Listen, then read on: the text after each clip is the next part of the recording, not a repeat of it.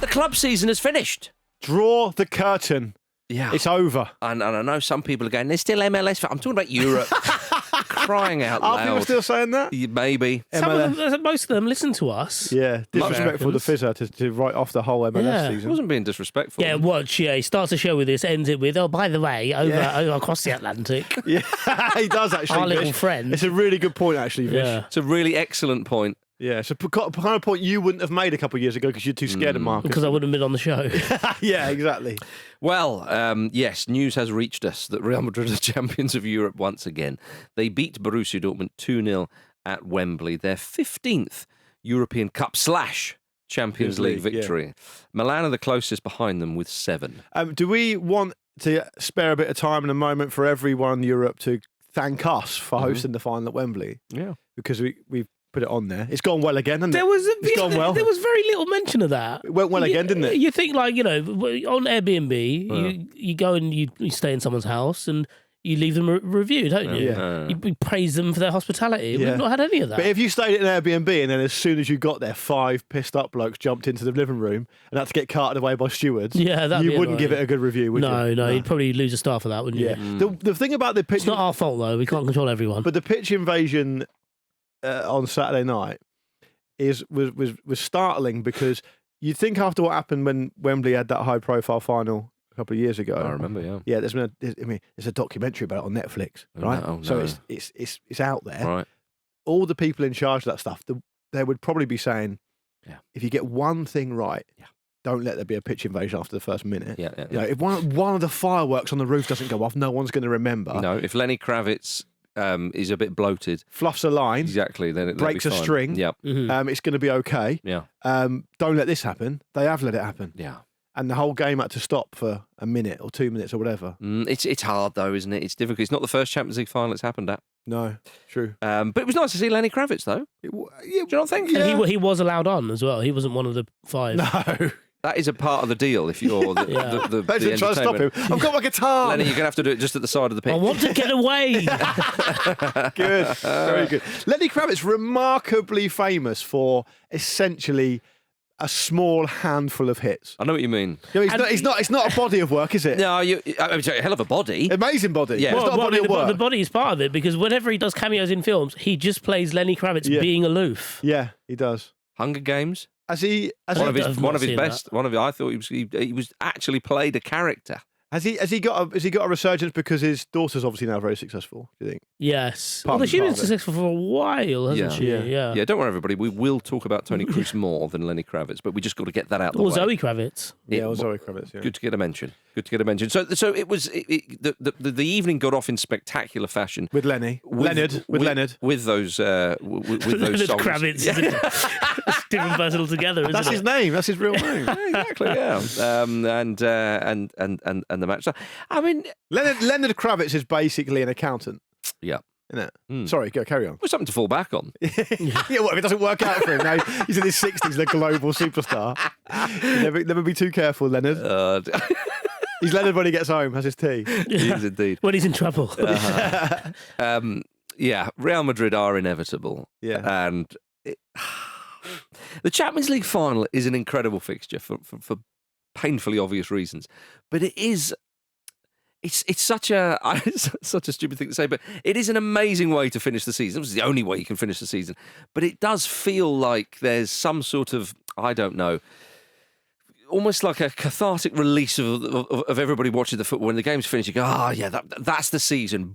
Yeah. That's your Sunday night at Glastonbury. Exactly. That's it. Yeah. It finishes with such a big hurrah, and it's an incredible thing. Despite who wins, that is always the feeling. But it's the closest Lenny Kravitz is going to get to Sunday night at Glastonbury. Come on. He wouldn't be able to fill the slot. Yeah, He'd have to do Are You Going to Go My Way about 4 times. Acoustic and covers. version. He just did covers. Yeah, he did the legend slot. I'm sorry, I met Lenny Kravitz once. Unbelievable. We're going back to him. I'm desperately trying. I have actually met him, and he had really, really bad BO. Oh, really? Yeah. Had he just come off stage? No. It was in office. Luke had been chasing him. Lenny! Leonard! Where you got my farm taxed by, Leonard? Anyway, I'm done now, Leonard. That's all my stories. Yeah. I did meet him once and he had bad BO. That's it. Was that just Musk? Could have been Was a that Musk. Elon That's Musk? when I said that to a few friends a while back, they said it's probably on purpose because he's such a hit with the ladies. I was Maybe going to say, like it, yeah. I think it turns off Well, he's doing those. side quests. Right, let's see if he can get them. I think it turns off those that he doesn't want on, Exactly. and vice versa. He wasn't wearing his big old scarf. No, that's the main thing. Where were we? Yes, I think Real Madrid won. Right, what about the Euros? Do you want to talk about the game? Anyway, I'll talk about the game if the you point want. I was saying was that it's an incredible event, and whoever's crowned Champions Europe, amazing thing, blah, blah, blah, blah. But looking at the Dortmund players at the end and the fans, it's like, what an opportunity. Yeah. What an opportunity. And that's my takeaway. That's why I want to start with that. I don't think Edin Terzic looked at anywhere near annoyed enough, actually. Well, I think he cut a figure of someone who's actually delighted to be there. Far too happy to be there. No, I think he was just someone who, in that moment, was realised that he couldn't swim against the tide. Yep. And he They was did like, a damn good job. You know what? Take me. It doesn't mean you should be happy about it afterwards, though. I don't. I think saying he was- to be fair, I didn't see his. It's all interview hugs after the and game. kisses with Don Carlo. Everything. You would, wouldn't you? He was like Don He doesn't Carlo. have bad BO. No, probably not. I imagine he smells amazing, Yeah. Carlo. Yeah, but I'd imagine, though, if you just lost to Carlo Ancelotti and then he hugged you and said a few things to you, you'd be like, that does make me feel better, actually. It Whereas looked Jose like- Mourinho said that when he hugged him, he told him, time won't heal this. Jose wouldn't be caught doing that. It looked like Don Carlo was tapping him on the cheek, which he did do at one point. Yeah. And tearfully letting him keep his auto repair business if Carlo kept getting his taste. That's what it looked like. That's what it looked like to me. Yeah, but I think Vicious' point about swimming against the tide and everything. The first half of the game was amazing. It was a great game to watch. It was great pace, and you can see why Dortmund did what they did and why they went about it and that way. And it actually worked. You have to say it worked. It did. Until the point where they couldn't score. And everyone who's ever watched more than a minute of top flight football, particularly at this level, will tell you, and the listeners don't need us to tell them, but I'm going to tell them anyway, if you don't score, the longer it goes on, You don't win matches. the longer it goes on, the inevitability is going to come. There's something in the mindset, there's something obviously in the quality of the players as well.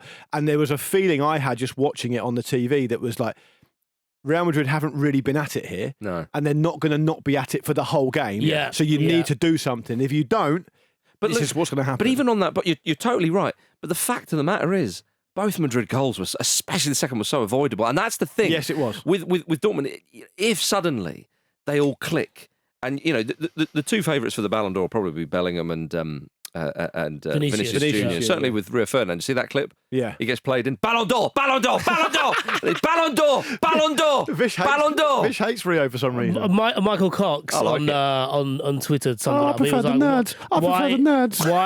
Why are you like a grown man shouting about the award before the guys even put in the goal in a Champions League final? I thought it was absurd. Is entertainment a reason? Yeah, Was that entertaining? Did you find that I found it. entertaining? In a way.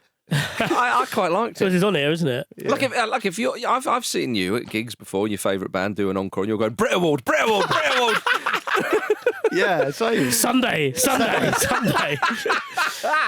No, but look, but the point is, back to Dortmund and their shortcomings is that they really actually in the end it was them losing focus and them being a bit sloppy that let Real Madrid in. And there's such an everyone keeps using that word inevitability about Real Madrid. They are the Baron Samedi of football. You can't kill them. Very nice. Very nice. We love a Baron Samedi reference. I went to the actor who played Baron Samedi, his exhibition on the weekend. You're joking. Yeah. Really? Yeah. That is stunning stuff. The guy's incredible. He's Go on, give me a really mention. Where is it? Where can people find this? It's in London? Victoria Wharf, I think. It's in North London. My partner's into art and she worked on it. So, but it was incredible. So, but the Baron Samedi, was he there dressed in full Baron Samedi gear? No, If not, I think why he's not? Dead. You can't kill him. Right, sorry. Vish, Marcus has made this absolutely clear. Yeah. That cannot be the case. So answer the question. He's hiding. Yeah, okay, He was fine. hiding. Okay. He's sitting on the front of a train somewhere. If you haven't seen Live and Let Die, then I apologise. And then there was a bloke with massive metal teeth who Jaws. kept you. Don't make it obvious. Little joke, isn't it? All right. Anyway, named after the shark. But Real Madrid and Dortmund, as loath as I am to bring it back to that, as you say, they just know. But Dortmund in that first half, we have to talk about that Karim Adeyemi miss. Yeah, it's a chance. Because McCoist was going mental on commentary, and rightly so. Yeah. We all know it. We all know it. The momentum, the keeper comes out, you just breeze past him, and he's pacey. But he panicked, didn't he? He panicked and he wanted to lean on his stronger foot. But when you say he panicked, he does a little lollipop. Yeah, he does a step over, doesn't he? But I think that's, for players at that level, sometimes that's a bit of a comfort, isn't it? Yeah, okay, fair. It's like having a mum's roast dinner. Because he obviously wanted to go on his stronger foot, which is why he shifts it left. Because I think, if that happens in any other scenario, if that happens in a Bundesliga game a month ago, he might go round the other side. He's fast enough to go round on the right and then still put it with his left. I thought that at the time. It's exactly what I thought at the time. I thought, first of all, I was thinking, obviously, he's a very, very left-footed player. But first, as it was actually happening, I was thinking, you can't not trust a weak foot in a Champions League final. Well, when he hesitates. And anyway, he's so quick. And the time of the run and the pass was so good. He was miles onside. And magnificent pass. Very, very rarely do you see a player that far onside and that far clear. Yeah, exactly. So the momentum was amazing. And someone else said that Courtois did make himself look big. And Courtois has got Courtois is big. He's got a big presence as well. Like a big presence. But you have to go round him.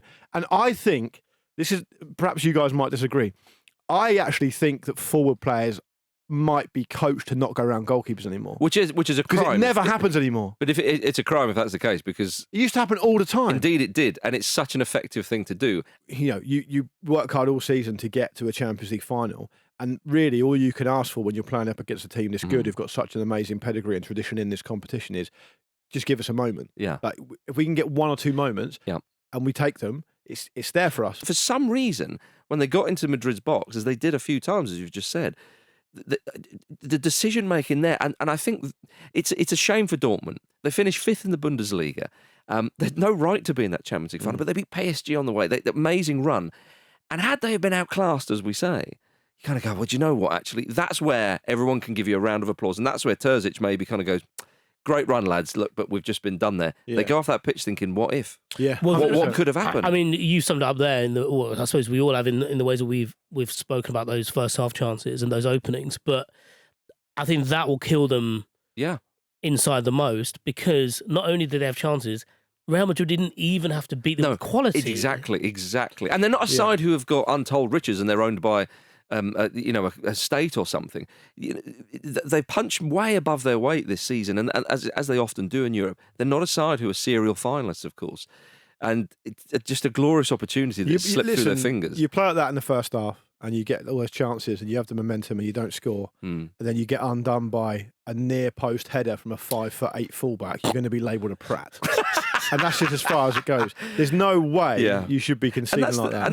The worst thing about that was, a very similar corner had taken place a few minutes earlier. They've done such a good job defensively. I mean, Vinicius Jr. looked lively. The lovely skill, as we know. I mean, that little touch and through the legs when he was down the left in the second was glorious. Yeah. But then Hummels does him. Hummels was brilliant again at the back. How on earth he's not been picked for the Germany squad at the Euros, I don't know. Well, Andy seemed to suggest on Friday it's a personality thing. I think it's one of the biggest. I don't want to overstate it because I don't know how you'd really necessarily judge it. Let me phrase that differently. It's a huge gamble to not pick him. I mean, because he is. Yeah, how much of a dick is he? Exactly, because he's been the best defender in the Championship. So basically, he's in Europe's premier competition. Yeah. Where everyone wants to be, he's been standout the best defender, and he knows what. And he's not even in the squad. Yeah, and it's such experience in the Germany shirt. Yeah, but Dortmund were excellent at the back. Yeah. Real Madrid did not create anything. But that Carvajal goal does kill them, though. I mean, the manner of the goal and the timing they conceded it, because it's scored at a really key point as well, of course. It's scored after 75 minutes or whatever it was. And Madrid were beginning to turn the screw. They were. And Dortmund didn't really have much of it. It was, again, they're relying on that pressure. I mean, you've got, Tony Kroos is in there doing his thing and so on. They're just like, right, let's now just step it up. And you know what they're thinking? Our quality will come through, or they'll make a mistake. This is basically what they're saying to Dortmund is, this is how you do it. Yes. And it's not a problem for us to do it. We do it all the time. Yeah. And it's a big difference there. And I think also for the second goal, when Maatsen gives the ball away, I actually think he's made a calculation there. I think he's made a calculation that this is the one game that the people at Chelsea are going to be watching. And if I do this now, they ain't going to want me back because I don't want to go back. It's a shit show. If I do this in the most high-profile game of my career, there's a chance I might stay at Dortmund. Yeah. He's basically surgically chosen an error, which is bad, but not so bad that Dortmund won't want him. Yes, I know what you mean. But tempestuous nature of Todd Bowley means that he probably won't have to go. A lot of people watching as well. And, so I applaud him for that. I think it's the right move to do. Yeah, fair. Is that why Jadon Sancho maybe thought, I better not do too much? Yeah, definitely. I don't want to go back there. Yeah, if he has a barn burner in the Champions League final, Sancho's got to go back to Old Trafford, and no one wants that. Nobody wants that. No. He's put his lunchbox away. He can't find it again. DJ, yeah. Jude Bellingham had a sort of fairly quiet night by his standards, but he did get that assist. In the first half, particularly. He slotted... he missed a great chance as well. Well, it was a great block. Oh, was it a block in the end? It was indeed a block. And his touch was a little bit, It's funny because it was nearly a carbon copy of that last gasp equaliser against Belgium, of course, for England. But it was a fantastic block. I think a lot of people thought he'd put it wide. But he did get an assist when he put Vinicius Jr through. And even the finish from Vinicius Jr hits it to the ground. Yeah. Every moment, it's just like Dortment. Think about Vinicius. Even the earth is against you. Maybe that's why they wouldn't bomb it. Isn't it funny? That whole kind of laughter from producer Charlie there. That whole goal was really interesting for a number of reasons. Like one, obviously, it just kills the game dead, and that's it. It's over. And I know there was some talk about a bit of early celebrations and stuff, and they take Kroos off in this final game. But I kind of understand that. I mean, the 2-0 up, and Dortmund were cooked basically. Yeah. Although marginal off. Well, not marginal. It was an offside. But yeah, it's offside, so the goal doesn't. Exactly. Yeah. It's a great header though. Yeah. But Bellingham plays that. The story now, the narrative now is that Bellingham. Assist in the final, La Liga Player of the Year. The conversation going into this game, and rightly so, was that a lot of his best work has been in the domestic league this season. He hasn't really necessarily contributed a huge amount in the knockouts, but he comes away from a Champions League final at the age of 20. He's won the Champions League now, and he has an assist in the final. I'm not taking anything away from him for that. It was the most simple pass that any professional footballer could make, which was very close. Goes down as an assist, which is very close to the defender actually. And he didn't actually play it that well either. And then Vinicius. The thing about Vinicius Jr. and I said this on Friday, and I said it over the weekend before the game on Twitter. Like, it's rare for a player to be that skillful, Brazilian, the kind of Joga Bonita kind of, I like to play football for the love of playing football, but also be so ruthlessly efficient. He's a killer. There's a machine-like quality. Everything he does, even the missed kicks, they go in. Like, if you were going to criticise Neymar or whatever, and Neymar's had an amazing career, of course, but Neymar's the one that kind of springs to mind if you're thinking about these type of players. People who don't watch him that much, the criticism would be, it's a bit style over substance. It's like he does it when he fancies it kind of thing. Yeah. Vinicius Jr.'s intensity and his efficiency and the kind of the ruthless nature of him that it made me feel like when he scored that goal, even his missed kicks just go in. They just go in. I have to cut in and say, but you're saying that about Neymar and you mentioned Ronaldinho, but there was a period. I think definitely with Ronaldinho. I didn't mention Ronaldinho. Oh, did you not? No. Sorry, but with Neymar, like when he was playing for Barcelona when they won the treble, I think that there was a ruthlessness. Unfortunately, when he goes to PSG and blah blah blah blah. Whereas at the moment, you're right to say that about Vinicius Jr. Although I mean, for the ruthlessness, I mean, his goal scoring in the last few seasons has been good. It's not been incredible, but it has been good. For what he brings, though, he's so positive. But I agree. I think you can measure ruthlessness outside of goals as well, can't you? For sure. Yeah, you can, and his goal scoring records have been good. By the way, he's also only 23, by the way. Well, indeed, but as I say, there is that what you just described him as, but there is that sort of machine-like quality as well, which I think Brazilians decades ago were concerned about what they saw as the kind of the sort of the Dutch sort of Northern European game with that intensity, with the pressing and all that kind of stuff. He seems to have it all. And, as Rio Ferdinand said, Ballon d'Or. Yeah. Although Jude Bellingham might have something to say about that. But I think with Bellingham as well, though, that he's very likeable, certainly off the field or when the game's not playing, and just every time he gives an interview, I think some people find him dislikable. Well, I think some people think he's not, and I don't agree with this. Yeah. I actually love everything about him personally, Yeah. but I think some people think it's not very British. This is it, being very kind of.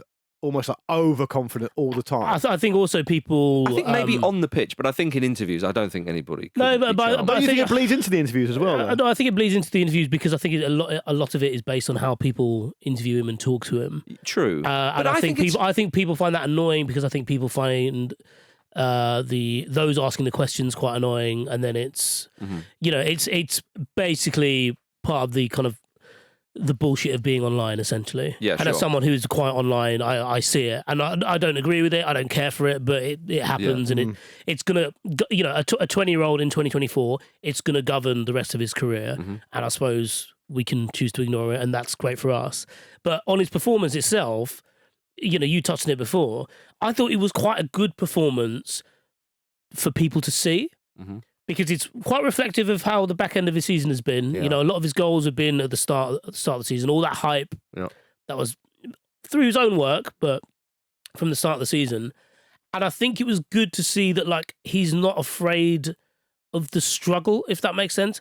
There was a point in the first half where nothing really was breaking for him. He was playing in quite a congested part of the pitch, and he didn't really go searching for the ball. Yeah. I think other players who have kind of had his I suppose his stock, as it were, his status, would have thought, like, right, this is actually my stage, so I'm going to go out. And actually, Vinicius is getting the ball on the left quite a lot. I fancy the ball over there as well. Yeah. You didn't really do that, and he just kind of mucked in a bit. And it kind of makes me, I know you guys have spoken about it a little bit on Lions Watch, kind of makes me think I would have no qualms in setting him further back for England, because he's there all right you go. He's on board. Yeah. He's all right with that stuff. He doesn't necessarily need it. Yeah, you. I mean, you're right. I think also, importantly, congested part of the pitch, people target him, and I think he's more aware of that now. Let's do 20 minutes on England now. Yeah. All right. Come on. Press the button. Yeah. Well, we will get to England in the second half, and we will mention this, although I can't imagine Jude Bellingham will be involved against the... Do you know what I did think about that? Is if you are going to choose which year to win the Champions League, get an odd year. Because poor old Bellingham immediately was asked about England, and again, as he does with everything, he dealt with the question very well. But if it was me, like if that's an odd year, you'd be like, right, lads, I'll see you in 2 weeks. Do you know what I mean? Like the celebrations would go on. Whereas they're straight after the game back to Madrid for an enormous party, and it's how much do they love it? By the way, you'd think after the what is it, the 6th one in 11 years, some people might go, to be honest, I was there a couple of years ago for the celebrations. No, everyone's all out, and the mayor was there, who's apparently an Atletico Madrid fan. Nice. He wore a white shirt, and they were like, hey, you didn't wear a Real Madrid kit? And he was like, come on, I'm meeting you halfway here. Danny Carvajal's dad? Yes. Is a police officer as well? He's in an admin role for the police, and he was like, can I be a part of the play? Can I get on a horse? Of course you can. Imagine if it went horribly wrong. Well, I think he's probably that horse that was running through London covered in blood. Imagine if...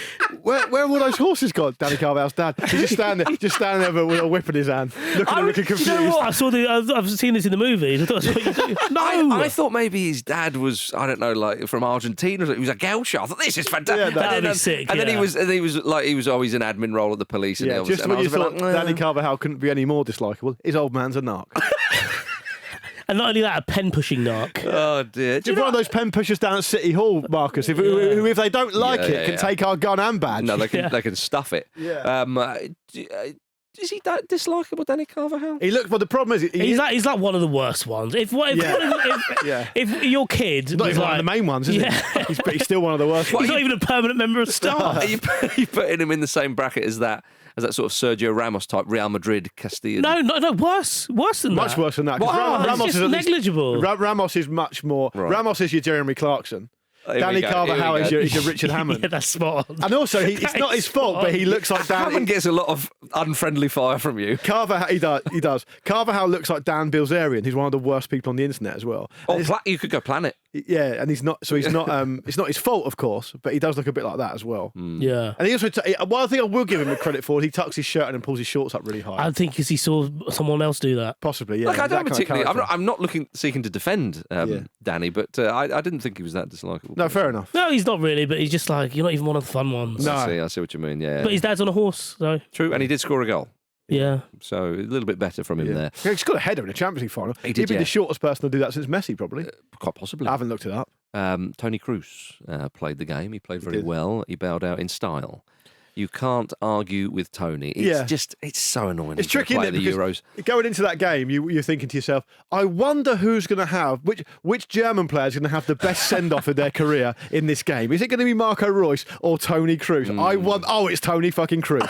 Because Tony Kroos is not like Marco Reus, is he, in any way? Why is that? Because he gets everything done and wins everything all the time. Don't ever go at Marco Reus. I'm not having a go at him. I think he's had a great career, but he's very much the, metaphorically the little brother to Tony Kroos in this scenario, isn't he? Right, okay, I see what you mean. If those two are playing a Champions League game on the EAFC on the PS5, Tony Kroos is going to be player 1, isn't he? He's going to be player A. Yeah. And Marco Reus is going to be player B. He's quite sad. They had that hug at the end, and it was quite sweet. And then you think that everything that Tony Kroos has won, and Marco Reus has 2 German Cups. Yeah. And you're like, you're the same age. You play for the same country. Yeah. Obviously, Kroos is Kroos, but Reus is a fantastic player. I know. Oh, he's amazing. He's an amazing player. I remember watching him in the Champions League final in 2013. Yeah. Great player to watch and everything. Just after they had that embrace, Tony Kroos went and did a photo for his Insta where he's holding up 6, 5 and 1. And it's like, just give one of them to Marco. Yeah, I know. And you can just hold one hand up. Yeah, but Marco Reus should have had a Bundesliga title last season. Yeah. I'm pretty sure it was last season, wasn't it, when Dortmund buggered it up? But look, Marco Reus can't even do the German 3 for his trophies, can he? No, he can't. But he is in advanced talks with LA Galaxy. That's fine. There we go. Then let him have an MLS Cup. Yeah, get one over on Fizzer. That'll make it all right, won't it? There's 3 points there. Yeah. So it's a shame great for Kroos. Obviously, Luka Modric came on, didn't he? Yeah. They brought on a few late on. They brought on Militao late on as well. They love it. They brought on everybody. Yeah. It's like bringing on the bomb squad, like South African. It's like Danny Carvajal's getting his dad on a horse to lead. Luka, come on. Basically, they got to the point where about 3 or 4 minutes left. They brought on Joselu just for what he did in the semi. You've earned this. Yeah. It's not the same scenario now. We don't need you. I'm going to make this absolutely clear. You are not needed, but you can still go on. There was a lovely moment. Go and Marco Reus. Make sure he doesn't do anything. Because did you see Joselu right at the end of the game went and saw his son? Oh yeah. And embraced his son at the end. And I think it was the 2022 final. Is that the Liverpool final? Yeah. 2022, yeah. Yeah. Joselu went as a Real Madrid fan with his son. That's right, yeah. Huh. Which is lovely. That's mad. It is incredible. It is incredible. Now, Real Madrid, of course, are set to announce Kylian Mbappe next week. Was quite amused when they were asking Jude Bellingham about playing with Mbappe, and he said, well, if he arrives, and then just talked about how it would be set up. It's like, blimey, it's very confident. So they're adding Mbappe to this, are they? They are. Is there a sense that without Kroos now, you need someone who's going to tick things over? But you reckon they're going to play Mbappe hold him midfield? Well, no, but with Mbappe further forward, that's another mouth to feed, isn't it? And it's like, where is that going to come from? So Kylian Mbappe is going to be announced there.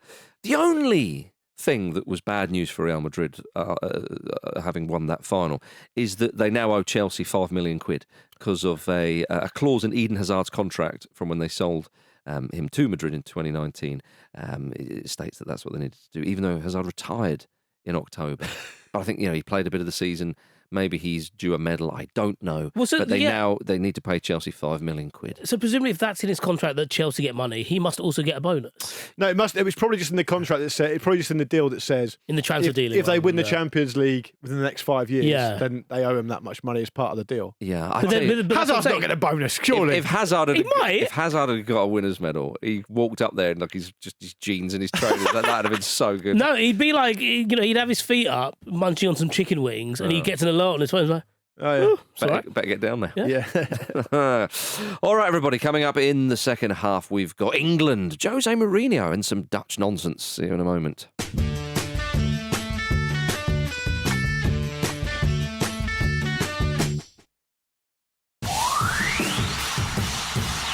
Would have loved to grab him for a quick interview. I had to stand in between him and Jose. Ask him about what he wants to do with the offside. My God. Jose. Oh my God. And 2 World Cups and the FIFA. Let me go before, please. Welcome back to the Football Ramble, everybody. Jose Mourinho having a dig at Arsene Wenger there. Thanks to friend of the Ramble, Gavin, for sending us that clip. Right, everybody. Now, that was amusing to hear Jose Mourinho slagging off Arsene Wenger about rule changes and all that kind of stuff. It's great because it means that he wasn't just doing it when they were managing together. Yeah. he actually does mean it. Oh, massively. Yeah. Like, I mean, it really was disparaging. Yeah. The way he was just like, asking about the offside law. Yeah. Come on, this Although, guy basically said this guy's an idiot. Yeah, but some of Wenger's suggestions have been ludicrous. Idiotic. Yeah. Befitting of an idiot. Exactly. Well, maybe Arsenal's been hanging out in the Netherlands, because the Dutch FA have proposed 5 changes to the rules of the game. They want kick-ins instead of throw-ins. Yeah, why are they doing this? They just decided they want to do it. Got a bit of time. Yeah. Sin bins, which has been chatted That's kind about, of always already for a kind while. of sort of happened. Yeah. Self passes for free kicks, so you can just knock it and go. Go. Yeah. Flying substitutions, as they quite wonderfully And as refer many to as it you want apparently as well. So you can just do them during the play without a stoppage. Yeah. I mean, that's pretty. As in, without a stoppage. So like so basically it happens with the game. Yeah, exactly like that. Okay. Yeah, exactly like that. Yeah. Which will definitely get fans counting how many players are on each I mean, side. it doesn't. I mean, that is insane. And also, they want net in-play time of 60 minutes. And I think the average is, what is it now? It's about like 54, 54, 55 minutes. So they want to make sure that your actual game time is 60 minutes. I mean, apart from the flying substitutions, which is absurd, all of those things have been talked about at some point or other in the past. Has this been suggested by that referee who started celebrating with the other team with the cannabis shirt on? Is that who he's doing it? Maybe. He's like, I'm on a roll. Yeah. Listen, let's do a press conference. Yeah. He's got the round of a Friday night. He's got his shirt on with the hashtag leaves. I'll leave that there. And what's this last one? Legalise it. What are you talking about? But they already have. Yeah. The thing is, the kick-ins instead of throw-ins massively changes the game. Massively. Sin bins has been done at grassroots level and been tried out, and it's been shelved for now, I believe. Self-pass for free kicks also changes the game. I don't think it changes. I don't think that changes the game that much. It changes massively how defensive teams would set up to defend a free kick. Also, quick free kicks as well. Yeah, but you would just have someone spare of the wall, wouldn't you? And also when you get closer to the goal, it's in your best interest to actually have the free kick. Isn't it? I think the self pass for free kicks is not a good idea. I'd keep throw-ins.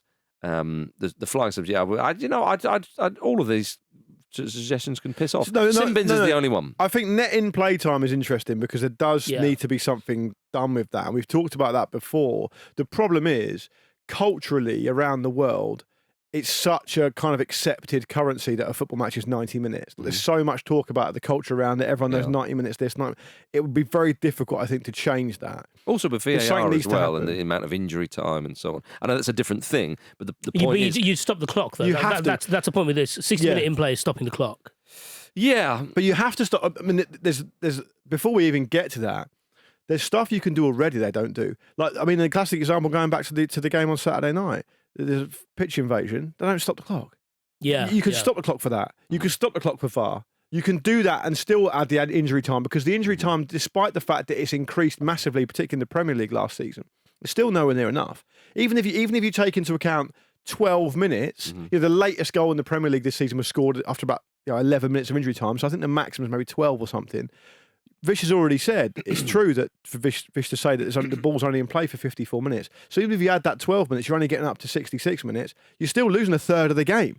So you can still make changes now that doesn't need you to make such a seismic adjustment to how it's done. Yeah, that shit needs to change. But when you start wanting to get that extra 6 minutes, it sounds like it's quite an easy thing to do. I think it will be tougher. I think games will go on significantly longer. And we talk about footballers being overworked. Well, that's the problem.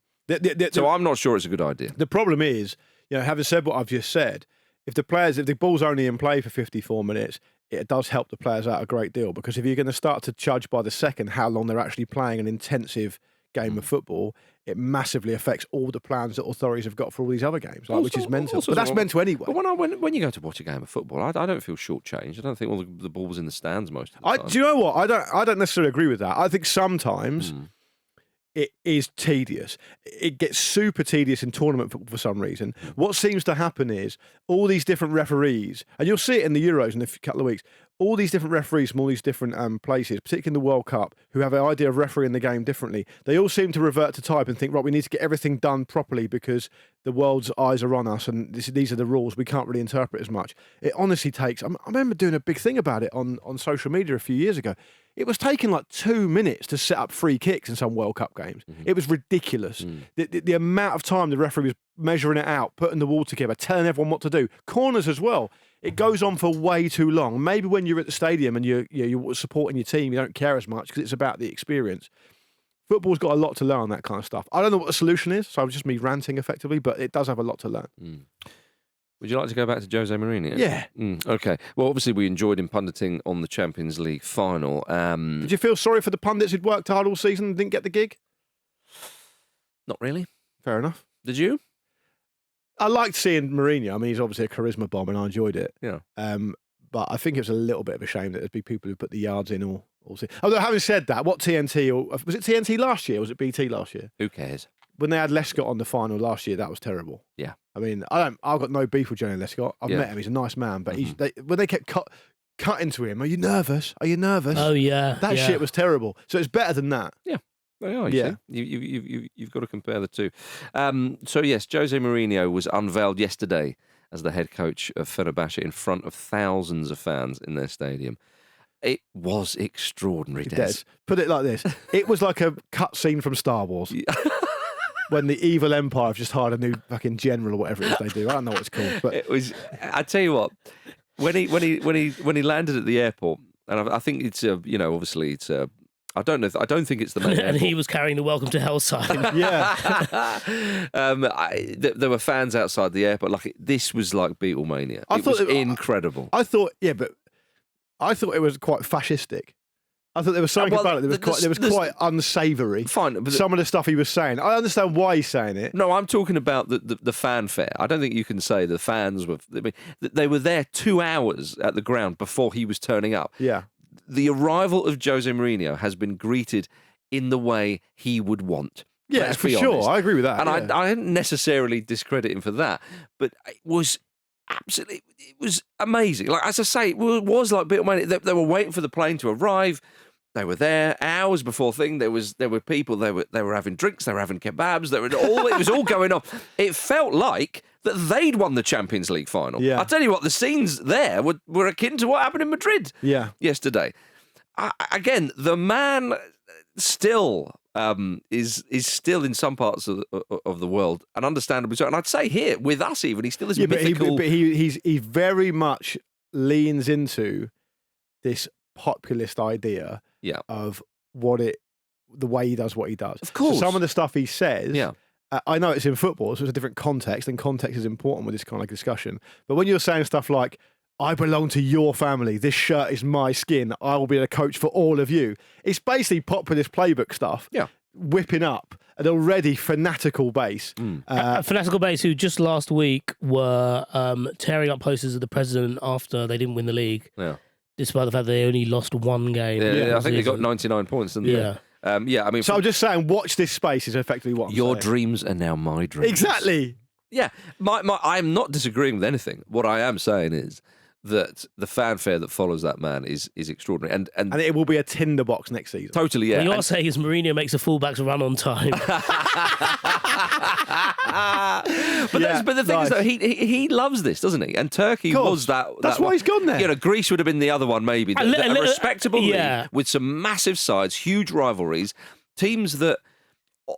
If the wind's blowing in the right direction, can advance to the knockouts of the Champions League. It might be difficult next season with the new format. So, I mean, if they were in the Europa League next season, I'd be like, that's it. They've got to qualify for it. So he was talking about that to Sky, I think, and he mentioned that they've got to play 3 qualifiers to get in, and the first of those is played the back end of the Euros. Right. So the thing about Mourinho, I feel like, is that obviously he's an amazing career. He's a fantastic coach, and his charisma is off the chart. Right? We know that. We know all that stuff. I feel like he has to feed off stuff. He has to be loved. So totally, he wants to be loved. Yes. There was an interview a week or two ago with John Terry, who says like still now when Jose Mourinho, I see his name come off my phone, like he'll FaceTime me or whatever just to catch up. He says that I'm making sure I'm in the right part of the room and I'm putting the cushions on the sofa back because I'm so in awe of him still. And let's get it right. If Jose Mourinho wins the Turkish league next season. It will be massive for Fenerbahce, and it will be a huge deal. It's not going to scrape the surface of the best things he's achieved in his career, and he could have earned more money going somewhere else. He could have earned more money in Saudi. I'm sure Saudi would have broken the bank for him, right? MLS as well would have loved him. I don't know if he would have earned more money in MLS, but he could have gone there. I don't know. I think they find him a bit rude. But let me finish. Fine, but let me finish.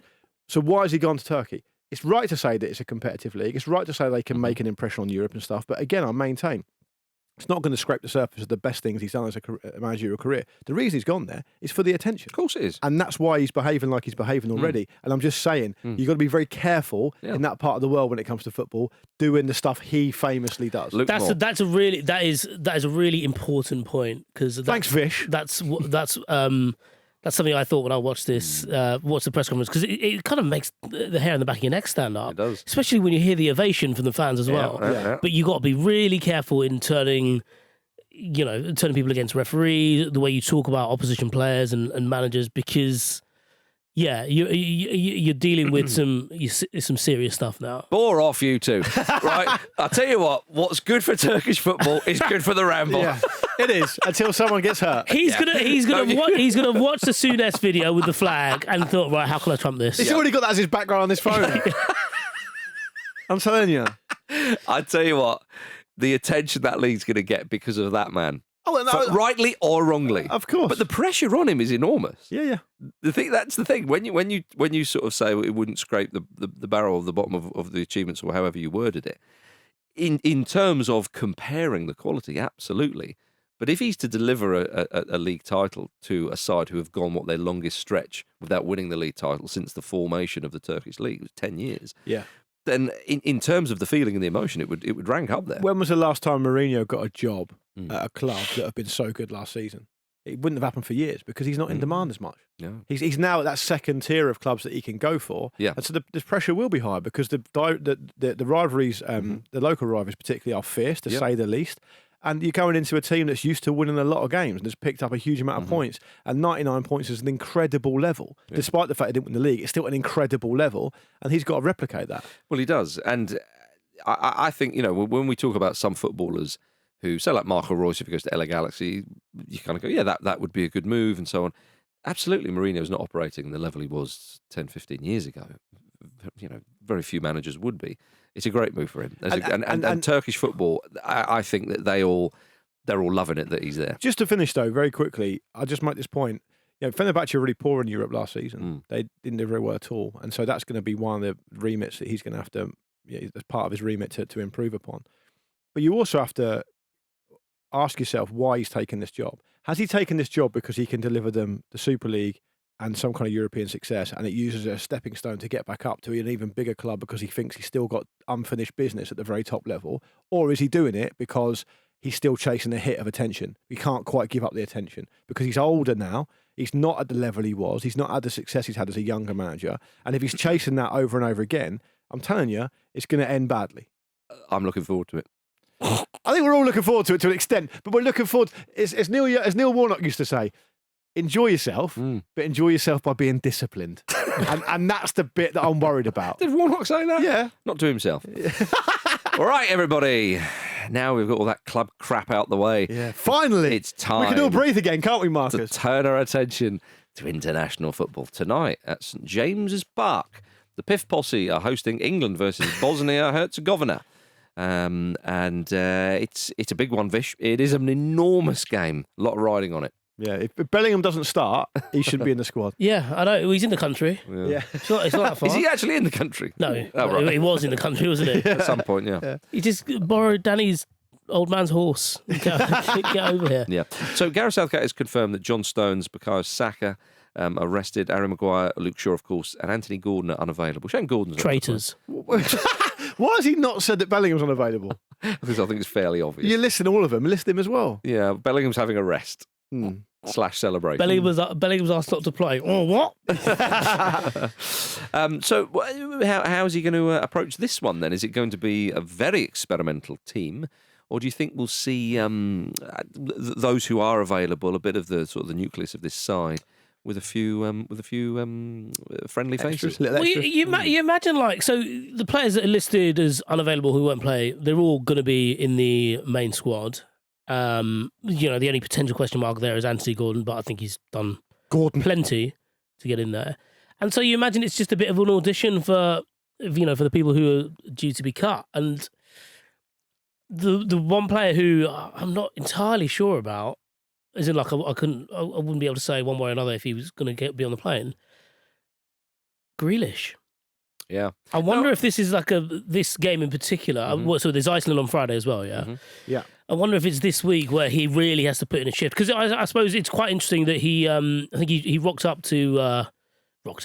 turned up to the squad meet up early. Yeah. I think he was allowed a couple more days rest and he turned up early. And so I think he's hyper aware of the fact that he needs to state his case a bit more than I suppose he did last time around. Well, he does. And I think it's an interesting one you say that, because it could be a case that Grealish is there as backup, just in case, say, something happened to Gordon or something. No, Southgate wouldn't obviously say that. I think he from what we understand, who knows what's said behind closed doors, from what we understand, Southgate picks everybody and then cuts it down because he doesn't want people to think, well, I'm only here if such and such gets. You don't want to give them. You don't want to attribute them a number. Yeah. Exactly. And who knows? You are right. Grealish could be one of those players. I mean, obviously didn't play much at all in the back end of the season, if at all in the final few games, and could have a point to prove. He could, Southgate could think, okay, let's see how you apply yourself, because question marks have been over him throughout most of the season. Or it could be the case that in Southgate's mind, he is one of those, as I say, sort of backup players. So it'll be interesting to see what happens. I mean, it is a shame that one or two players are out who you think it would be ideal if say Luke Shaw could get some minutes. But we know that, as Southgate said himself, it's a long shot. I hope Mark Gay plays because he's been a regular. He's been regularly picked by Southgate.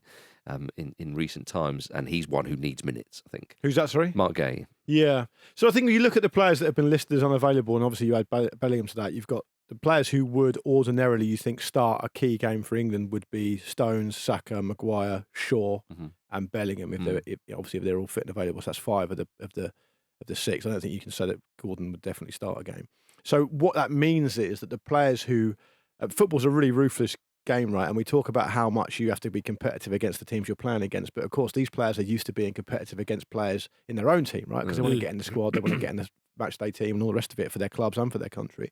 So these guys have to be super ruthless. The ones that are picked, you can talk about how it's only a friendly, and you and I on Lions Watch, Marcus, talked about how as fans and as a manager maybe, you're not worried necessarily about the result, because you can read as much as you want or as little as you want into a result. But for the players, it's super important, because if someone comes in, like a Cole Palmer, for example, or someone who's perhaps unexpected, going to fill in at left back instead of Shaw because Shaw's not available, whoever that may be.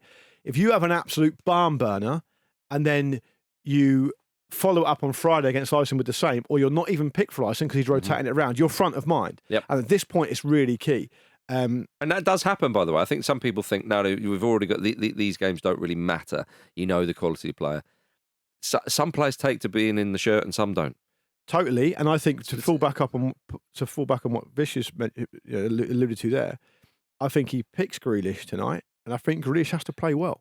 I didn't have Grealish in my 26.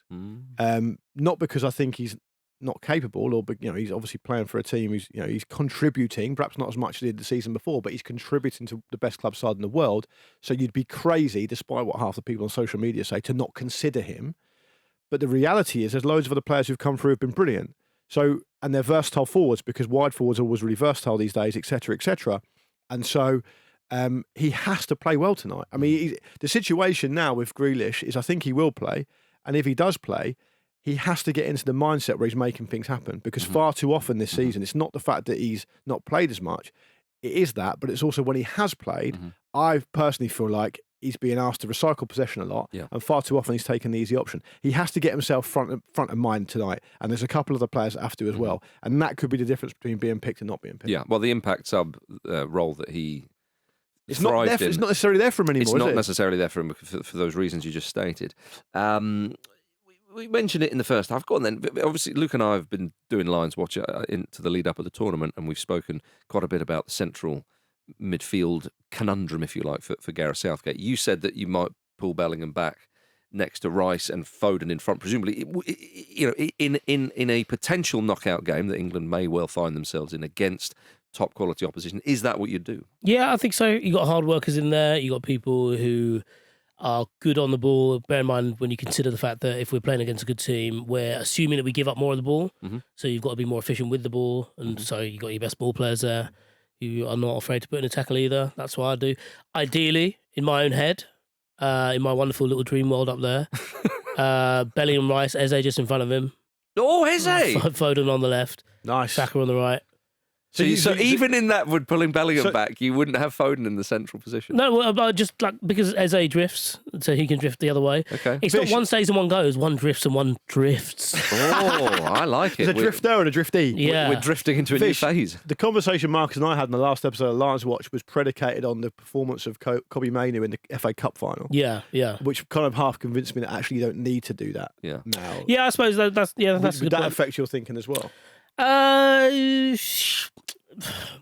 suppose it should, but I just thought that there was Bellingham's just a better player than Mainoo, and I think with that you have the luxury of Bellingham playing in the middle, Rice being able to, I suppose, have a bit more freedom, as it were. But also, just Foden. Look, it's a nice problem to have, all those kind of cliches. But I suppose to go back to it, Eze through the middle as well. Eze through the middle. But one thing I would say actually is to pour cold water on your Eze point actually, and I would like to see Eze go, and I think impact's up certainly.